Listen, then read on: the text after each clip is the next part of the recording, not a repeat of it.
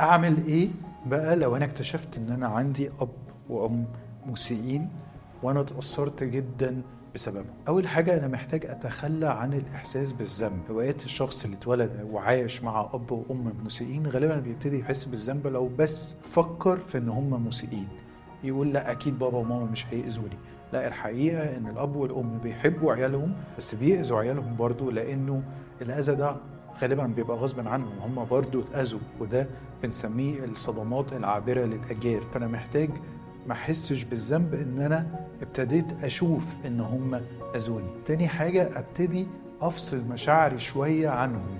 لو في دراما بتحصل في البيت انا محتاج افصل مشاعري وابتدي الاحظها من بره. تالت حاجة محتاج اقبل ان هم كده، وان نسبة ان هم يتغيروا مش هتبقى كبيرة قوي، محتاجة مجهود ومحتاجة وقت، وهيتغيروا جزء بسيط غالبا لان ده حصل في سنين.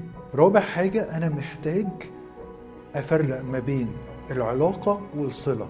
مش كل الآباء المسيئين هنقدر نحافظ على علاقة عميقة معاهم، ممكن نحافظ على صلة لطيفة بيهم فيها أنا بقدر أحبهم وهم يحبوني، بس ما نكسرش حتة معينة علشان ما يحصليش استنزاف.